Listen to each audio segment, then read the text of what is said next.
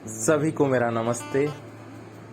मैं आज आपको एक बढ़िया सी मूवी जनहित में जारी के बारे में बताने जा रहा हूँ। इसमें मैं आपको पूरा कहानी का सारांश तो बताऊंगा ही, इसके साथ मैं कुछ इम्पोर्टेंट वीडियो फुटेजेस भी आपके साथ शेयर करना चाहूँगा।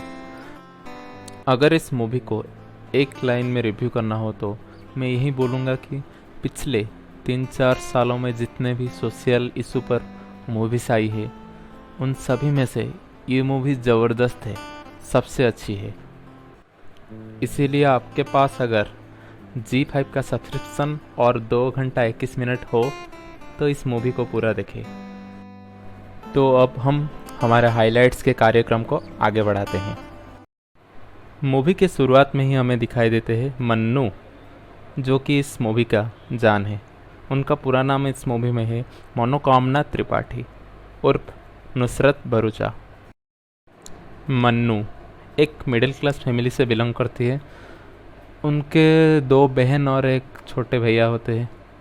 वो पढ़ाई में भी ठीक ठाक होते हैं और वो काफ़ी निडर भी हैं। हर मिडिल क्लास माँ बाप की तरह मन्नू के पिता माता भी चाहते थे कि वो जल्दी से जल्दी शादी कर ले, पर मन्नू तो मन्नू है। वो भी कहे कि जब भी जॉब करूँगा तभी शादी करूँगा।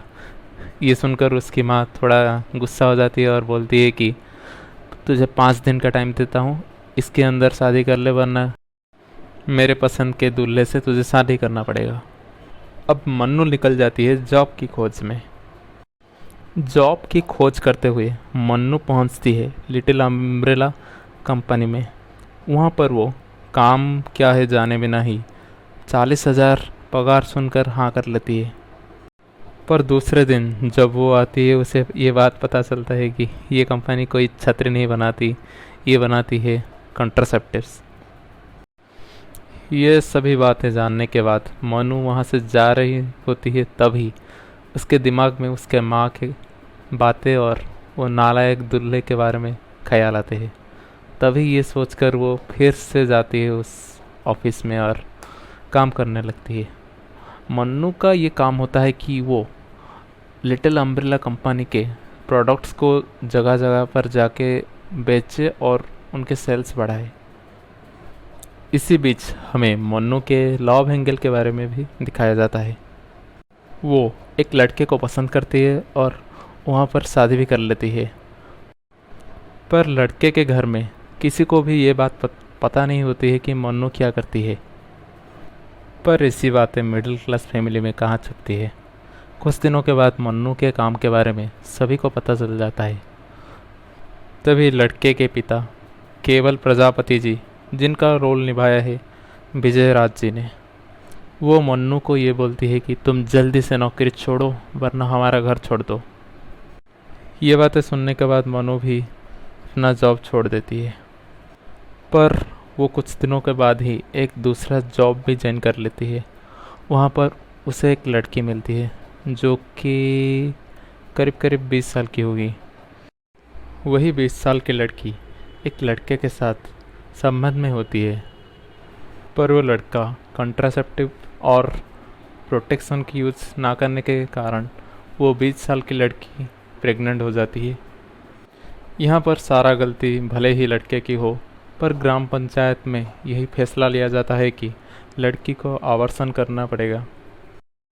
आप सभी लोग ये बात तो जानते ही होंगे कि यही प्रोसेस कोई नॉर्मल प्रोसेस नहीं होता है, इसमें बहुत ज़्यादा खतरा भी होता है।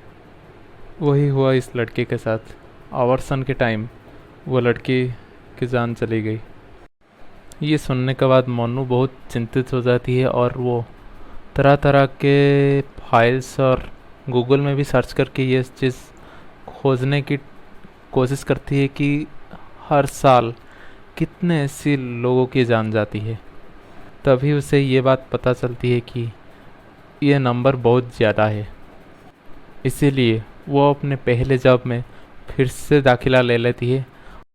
मनु ये चीज़ अच्छे से रियलाइज कर चुकी होती है कि इस चीज़ के बारे में मर्दों को बताने से अच्छा है कि हर एक औरत को इस चीज़ के बारे में अवेयर किया जाए।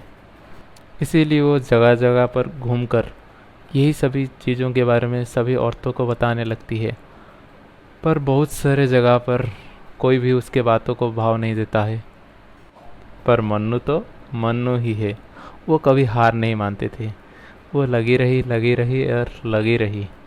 मन्नू के इस साहसिक काम को देखते हुए वो 20 साल की लड़की जो कि मर गई थी अबॉर्शन के कारण, उसके माँ भी मन्नू को हेल्प करती है और ये दोनों मिलकर सभी जगह को घूमकर ये सब बारे में बताने लगती है।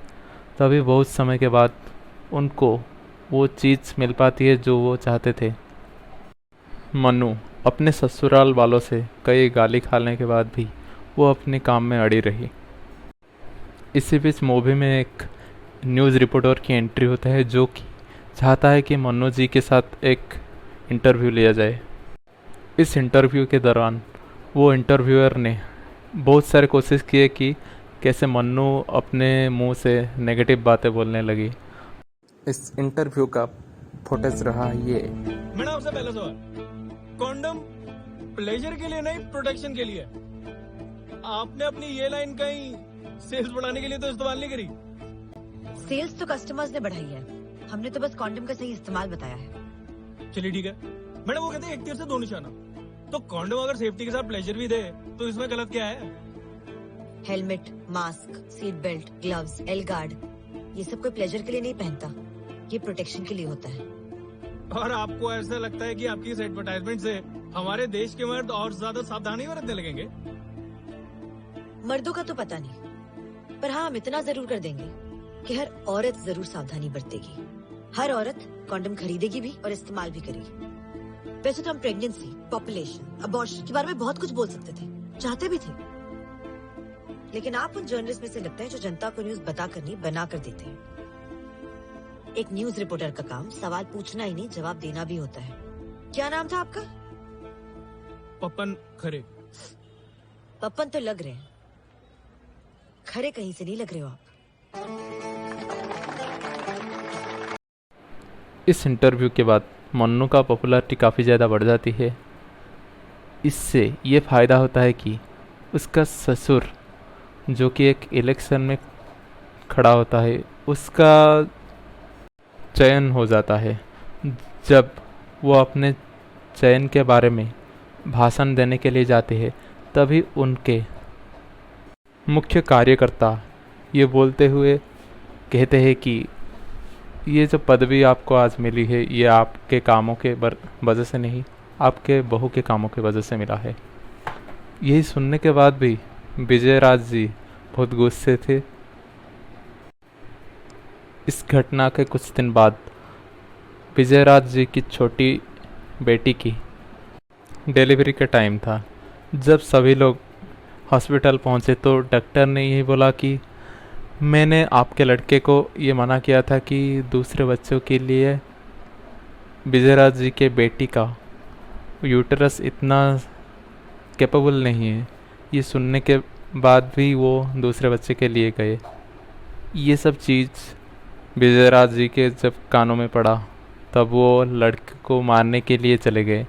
पर तभी उनके दादाजी ये बोलने लगे कि जब तुम्हारा बहू ये सब तुम्हें समझाने के लिए कोशिश कर रहा था तब तो तुम समझे नहीं। अब जब तुम्हारे खुद की बेटी को ये सब प्रॉब्लम हुआ अभी तुम्हें समझ में आया। ये सब सुनने के बाद सभी घर लोग मन्नू के काम को अप्रिशिएट करते हैं और उसे फिर से घर में भी लाते हैं। मूवी के एंड में खुद Mannu not as a actor but as a social worker इस अवेयरनेस के बारे में एक अच्छा सा मैसेज देते हैं।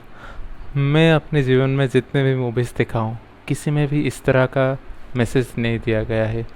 ये एंड का पार्ट मुझे भी बहुत अच्छा लगा। मैं आपको इसका वीडियो भी दिखाना चाहूँगा। ये आपके सामने कलाकार हैं, एक्टिंग कर रहे हैं, पर आप सही गलत पहचानते हुए भी एक्टिंग कैसे कर सकते हैं? हम मनोकामना त्रिपाठी, आपकी नुसरत भरूचा, आप सबसे ये कहना चाहती है कि कॉन्डम प्रॉब्लम नहीं सोल्यूशन है, और जो कोई भी हमारी इस सोच के खिलाफ है ये फिल्म उन्हीं के लिए है। ये इस फिल्म का अंत जरूर है, पर उम्मीद करूंगी कि एक नई सोच की शुरुआत होगी। धन्यवाद। हमारे देश में ऐसे बहुत सारे जनता है जिनको ये सब चीज़ों के बारे में पता ही नहीं है। और ऐसे भी बहुत सारे जनता है जो कि इन सब चीज़ों के बारे में जानते हुए भी इन्हें इस्तेमाल नहीं करना चाहते हैं। इसी कारण हमारे देश की जनसंख्या 40 करोड़ से 140 करोड़ हो चुका है। इस तरह की मूवीज़ हमारे सरकार को बनानी चाहिए ताकि सारी जनता कम से कम इस चीज़ का लाभ तो समझ पाए। आखिर तक इस वीडियो को देखने के लिए सभी को मेरा धन्यवाद।